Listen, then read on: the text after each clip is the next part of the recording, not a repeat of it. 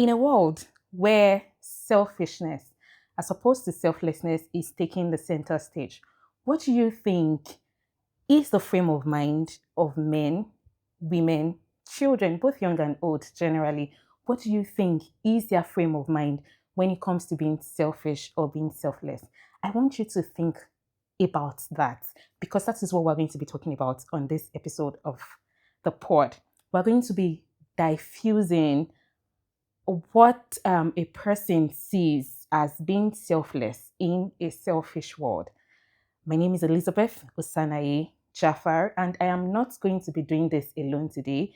I am going to be doing this with Mr. Kingsley Sintim, the founder of Nigeria Reads. And there's something very spectacular about the Nigeria Reads team. I'm not going to say much. I'm going to let him get into it by himself. So he's going to be joining me very soon. But welcome. This is A Helluva Pod.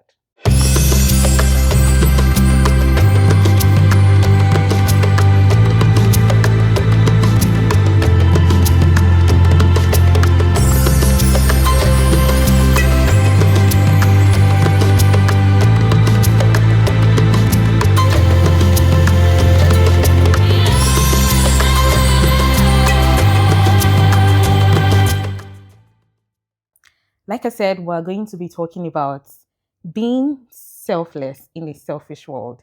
And already here with me is the founder of Nigeria Reads, Mr. Kingsley Sintim. Welcome aboard, Mr. Kingsley. Thank you for having me. It's so great to finally meet you. I've heard so many things, right? And like I said earlier on, I'm just going to let you get into it by yourself. So tell us who Kingsley Sintim is, and by all means, please tell us about Nigeria Reads. Fantastic. Thank you for having me in Helluva Pod. My name is Kingsley Sintim. I'm the founder and executive director of Nigeria Reads. And my life is about literacy. I love cars. And I just love to, make my community come alive. And so by background, I'm a trained engineer. I also launched into consulting, and by also into non-profits, and also into motorsports. So I miss my passion. I wear my sleeves on my shirt. I had to say it. So I wear my passion on me. So wherever I go to, I try to embody this passion. So whether in motorsport, it's KrossKhana, whether Nigeria Reads, through literacy through Nigeria Reads, and my other consulting work I do for a number of institutions. I'm so proud to be here and to be considered for this very important conversation. And for Nigeria is a very interesting organization that came up as a means of conversation. What can we do to better our communities? What can we do to move the needle for young people in outer communities? So it came about the idea of setting up libraries and putting those libraries where books can be accessible to young kids. I moved from that model into mentorship program for younger people in rural communities, reaching over 400 young girls for the past 6 years consistently, spread across 7 states in the country, and doing a lot of impactful work with over 30 volunteers working remotely, and just doing a number of things to support communities, into donating books. Thousands of books have been given to rural libraries, and institutions across the world have partnered alongside with us to achieve our goals. For us, it's not about just books alone. It's about impacting life, touching people in a way that will transform their minds. Because we believe that every human capital development is very, very important for progress. And we're not trying to replace the school system. We're trying to change the narratives where people can use their leisure time to make good use of to develop themselves. Giving the right tools, supporting them, empowering them, giving them opportunities that are not just within their reach. Normally, for example, we have kids in Japan learning with children in rural communities here in Nigeria, in communities in Kaduna, in also in Abuja here. So we're doing those kind of collaborative learning with the world of where information is growing and becoming better, making the world a better place through information technology, through programming that will impact lives. And most recently, like we're all aware, we made an ambitious and 10th yet We went to Lagos, an unfamiliar territory, where we set the Guinness World Record for the longest read aloud marathon by a team. So there we read for 18 days non-stop, all Nigerian books by 5 young, passionate Nigerians from the selected from the 5 geopolitical zones. They read all those books for 424 hours and 431 hours, 25 minutes and counting. And that feat alone was to show the fact that Nigerians are actually bonded together by purpose. We just want to come and read books, but want to also spotlight Nigerian authors, spotlight our creative talents, and make a statement out there for the country. So that is what embodies the work I do so far. Thank you. Wow. Yeah. That's a lot. Yeah, it's a lot. That's a lot. Thank you. I'm really trying to understand how you manage to execute all of this. I mean, from consulting to non-profit to engineering and all of that.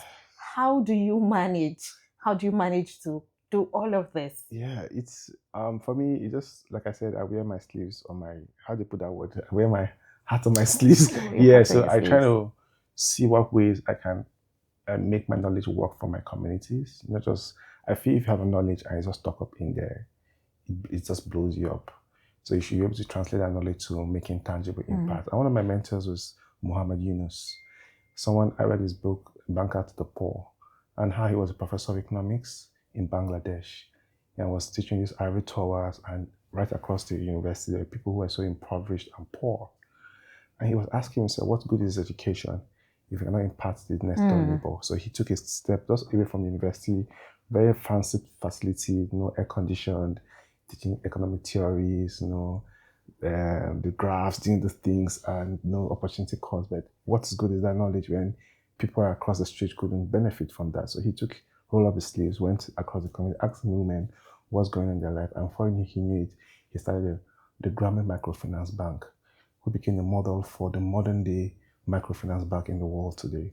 And his model was able to impact over millions of Bangladeshi women who went on to win the Nobel Laureate Prize for Economics. And he has done a number of his pioneering ideas, has able to impact lives. So that kind of person is those people that really inspire me to see what can I do to translate my knowledge to make impact. So hence, I want to manage my schedule in terms of seeing opportunities to be a force for good. And force for good in terms of being intentional and curating events that would shape my communities. For example, let me digress a little bit to the motorsport world. I'm kind of guy that really love cars. People who know me around me know that I like driving cars.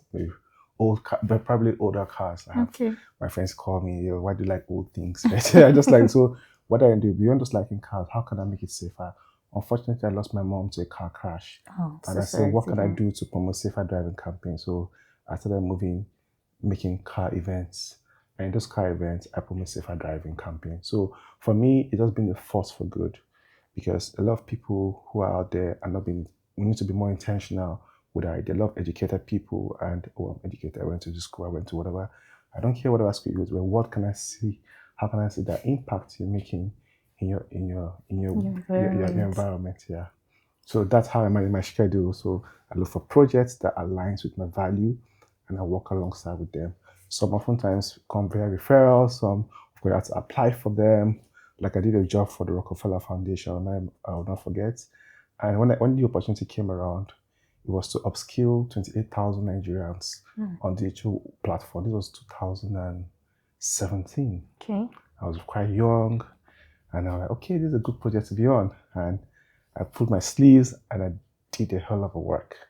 And the work was able to impact over 30,000 young people. Wow. Traveling across the country, teaching about, some people there's a guy who currently is a video editor, he's doing very well himself, working online with Twitter, a lot of people getting jobs, and earns good money because he was able to upskill himself, go digital. So this kind of opportunities I look for, I try to provide my skills. So recently did a project alongside for the government. It's called IDA, it's Investment in Digital and Creative Economy, where I provided a framework where we can also upskill thousands of young people. So these are kind of projects I'm very, very much particular about. Also by extension, I work with Nigeria Reads and also doing stuff for Just random stuff, people. Like I said earlier, you Yeah. do a lot. Yeah, A but they're lot. not.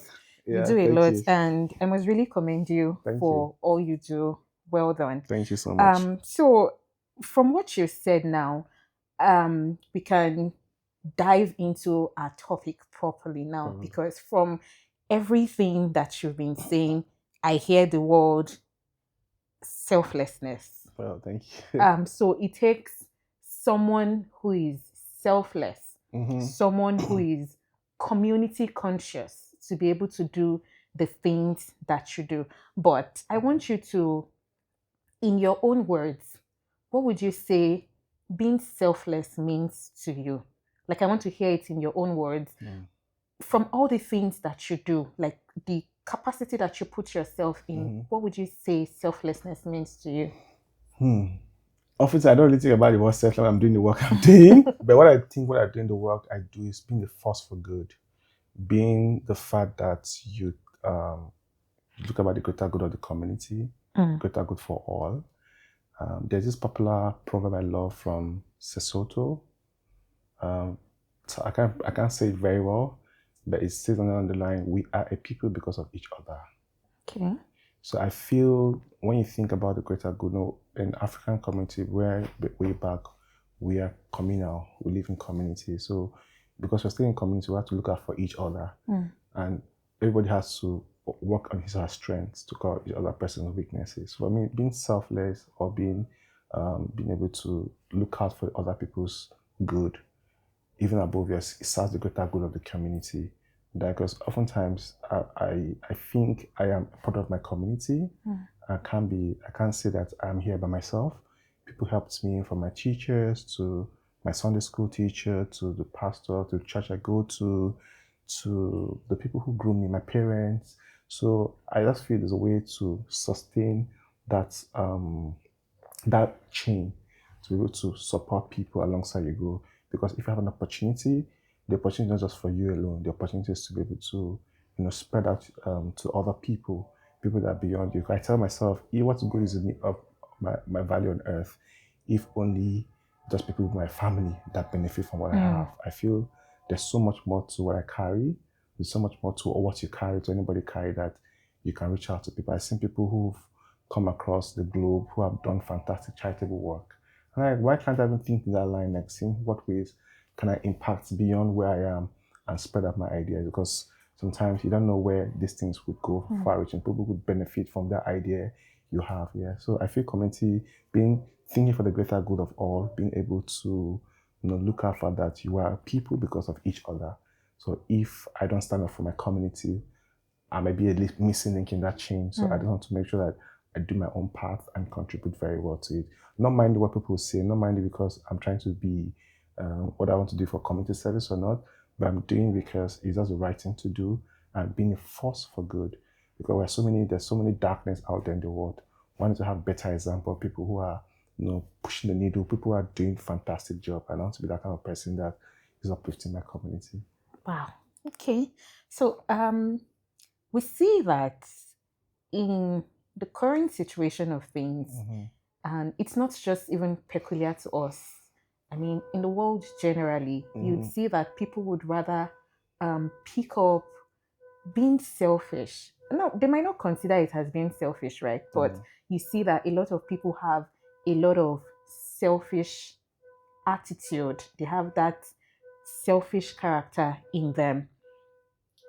Does it not bother you that in a world where people are selfish, you have chosen to be a selfless person? Does it in any way bother you? Because you will hear some people say, oh, yes, they want to do good, but they want people to also acknowledge that thing.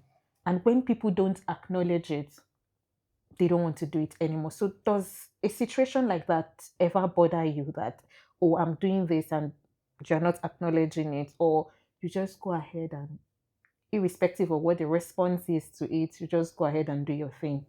That's a very interesting question. It poses a dilemma actually, because when you see that your work is not being appreciated, there's a popular statement I always, in a song I like, it said, when you live for people's approval, you die from their rejection.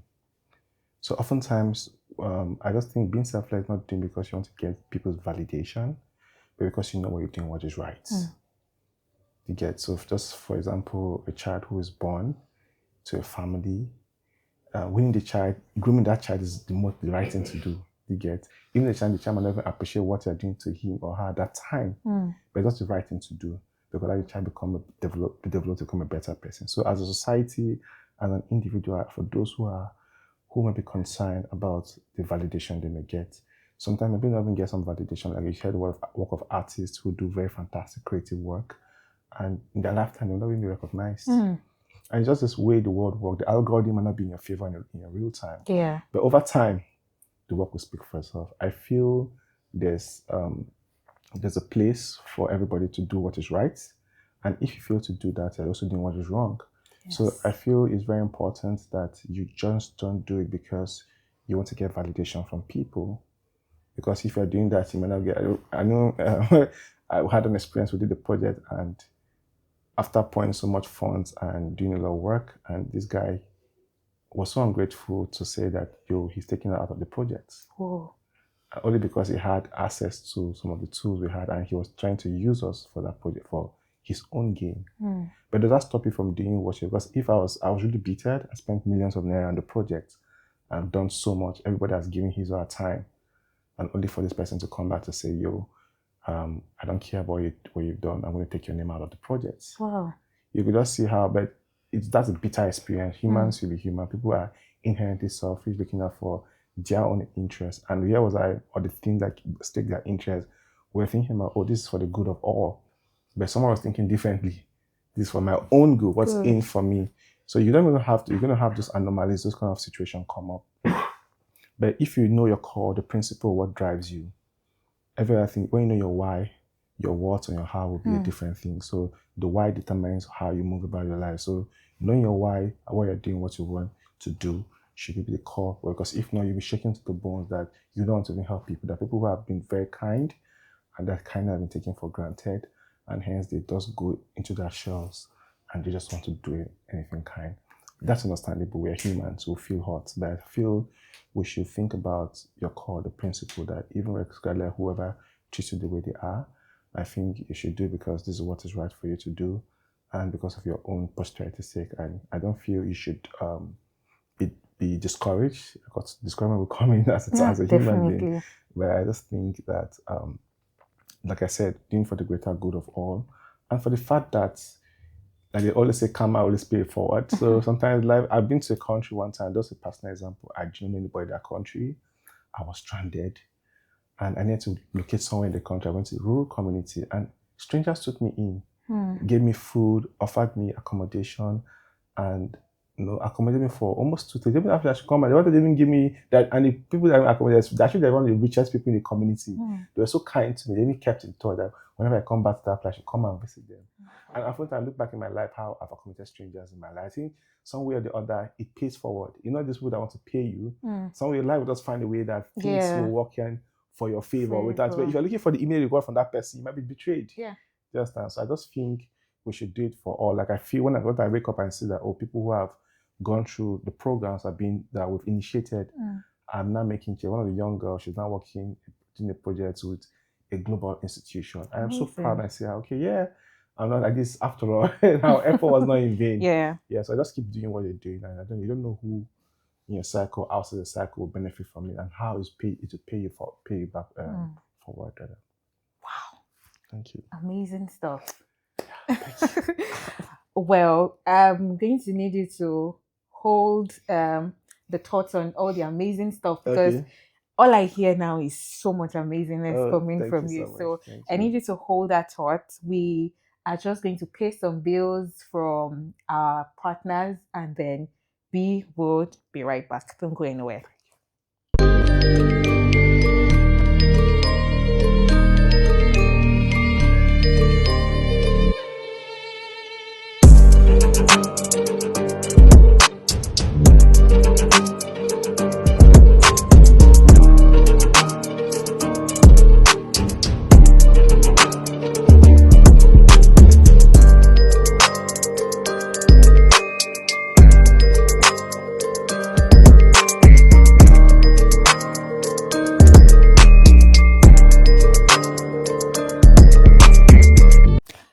welcome back.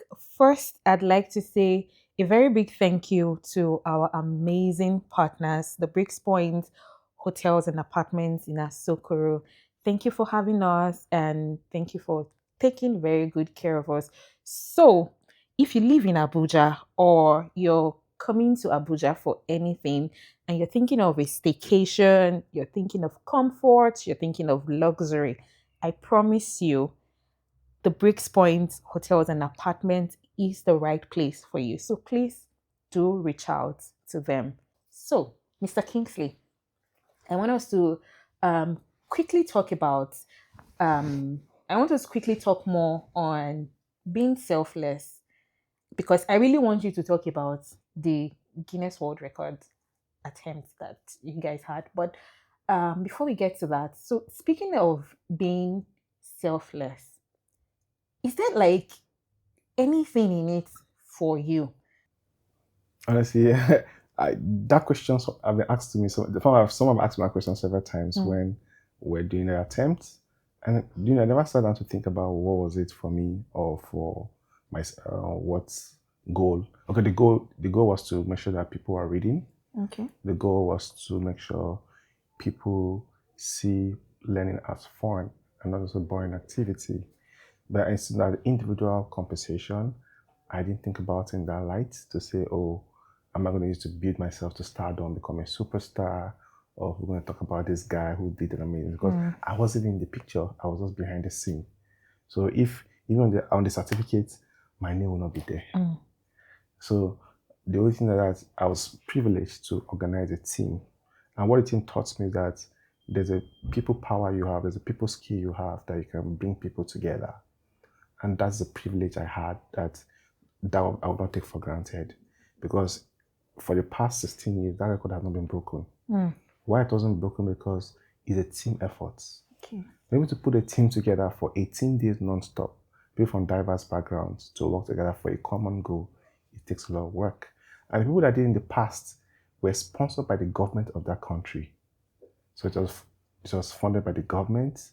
It was the president of the country was there, the vice president, the chief justice, the senate president, the first lady. So it took a lot of support for them to get to where they achieved then. And it was in 2011, and they were all students. Unlike our own situation, we are just a bunch of young, crazy people who decided they want to dream and achieve that goal. And I was just at that pivotal point in my life where I have an opportunity to bring these people together.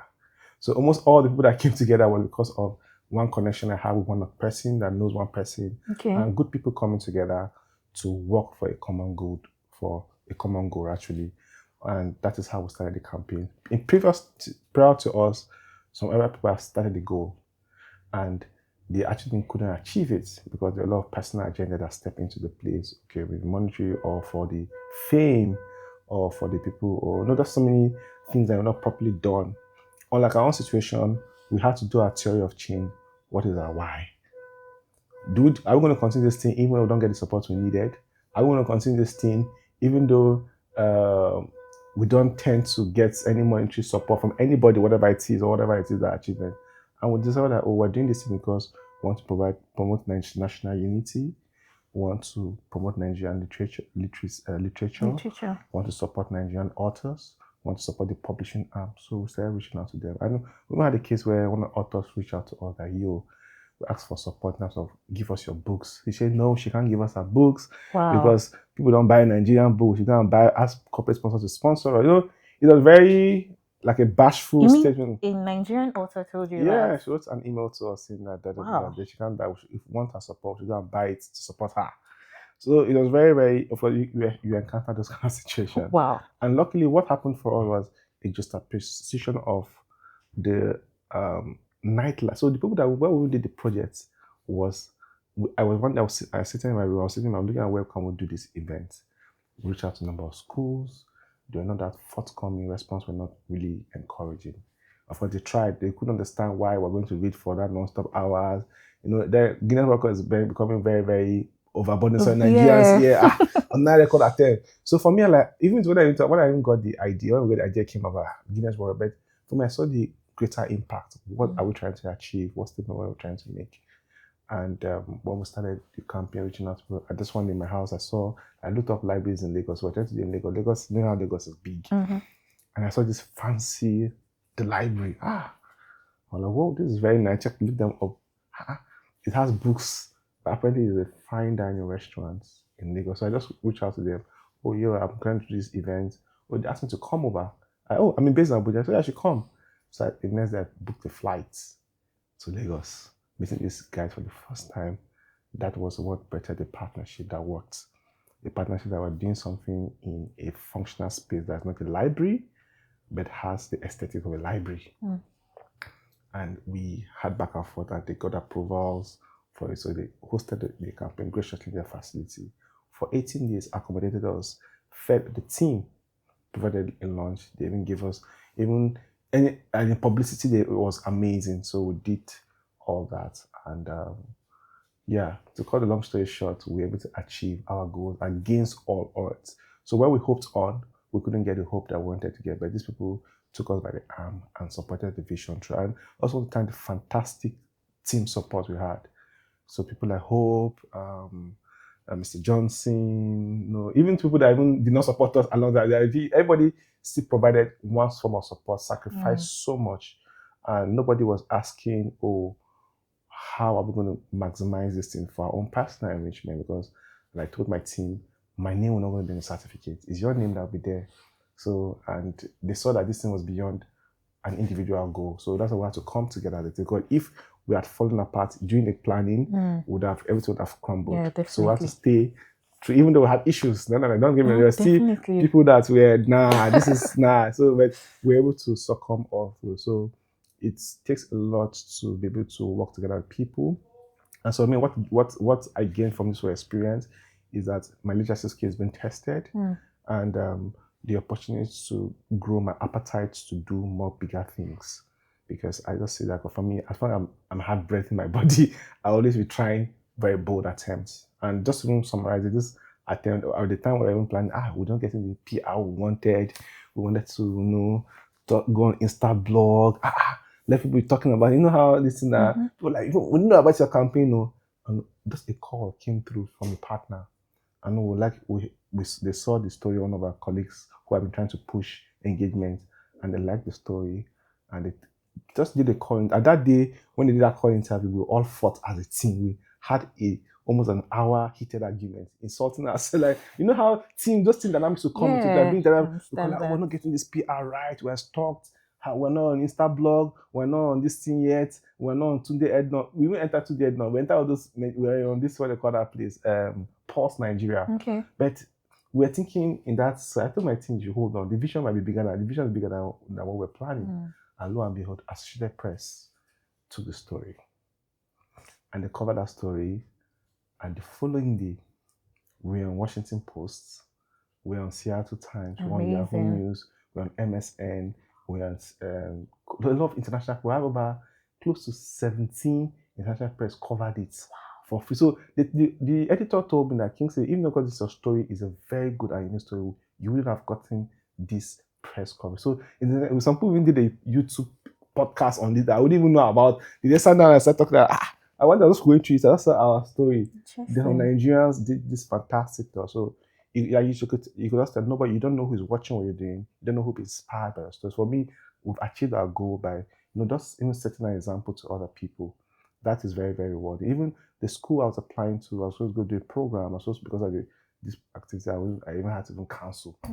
They called me back, no, you need to come out. You need to come and be on this program. Wow. They saw, and just most recently, I got invited to London for a dinner with the Queen. So you just imagine, you could see like the trajectory that I didn't even see any of these things lining up for me, because I didn't even have any this thing. I just did it out of a goodwill to say, this is what I want to do.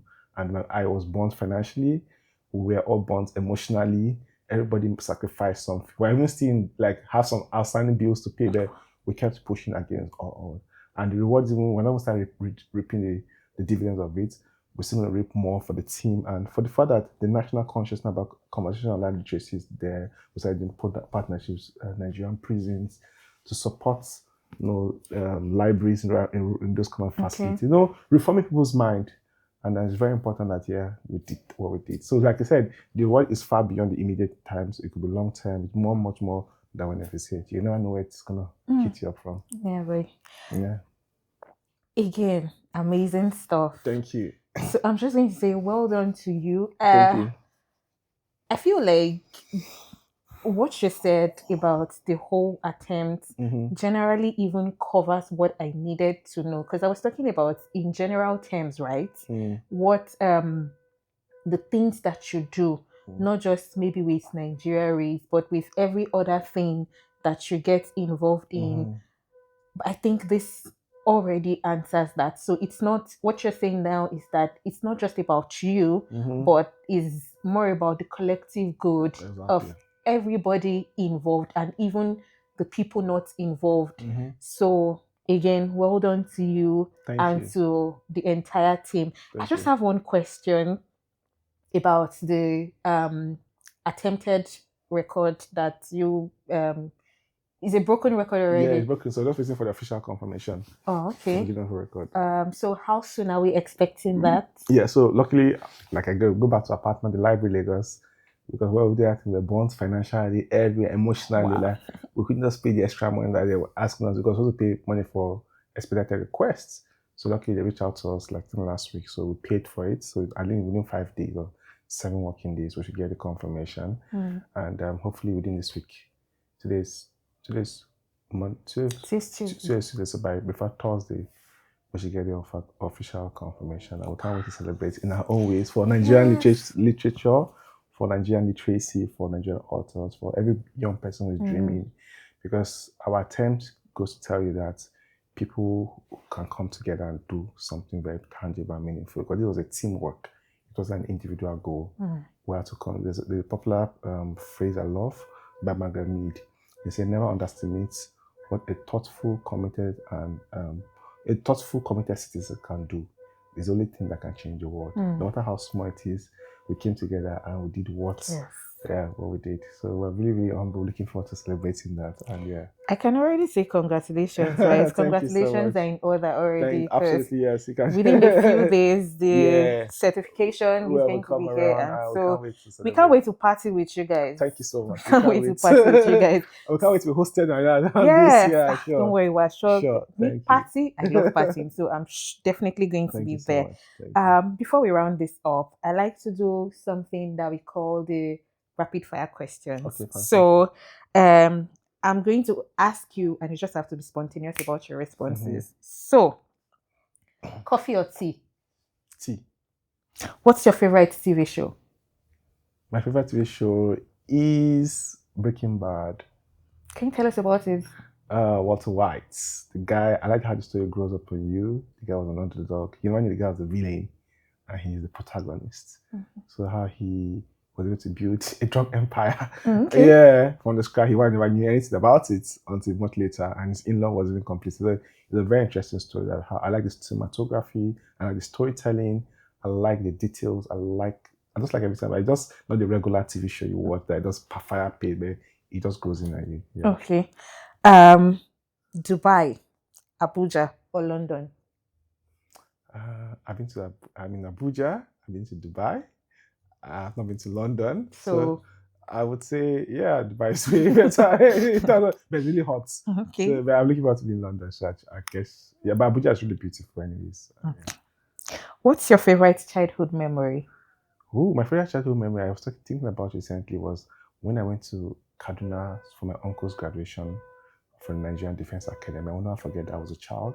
That was the first time my family bonded. We traveled as a team. We got a car. We went together, cooked food. And there was a song that I will never forget. I have a dream, a song to sing. So the military guys were playing that song. I was about maybe 7 years old. Till today, that song still stuck in my mind. Whenever I'm going to that, I have a dream, and so that memory I will not forget. It was really good time to bond with all my family members, with good food. And I tell people, if you have opportunity, have experiences with your kids, with your children. Don't just buy them gifts, give them experiences. Don't forget the gift you give to them. Do not forget the experience you share with them. They'll never forget the experiences. Absolutely not. I'll never forget any experience in my life I always had. I can forget that I buy phones, cars, but experience are what's always live with me. All right. Thank you.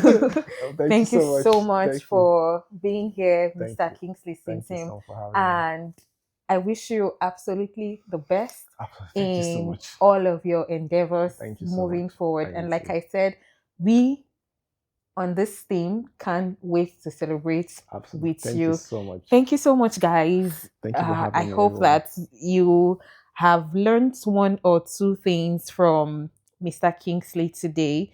And please do everything that you need to do.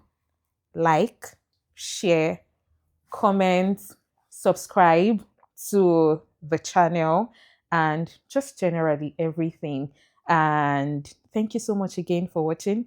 My name, once again, is Elizabeth Osanaye-Ja'afar, and this has been A Helluva Pod.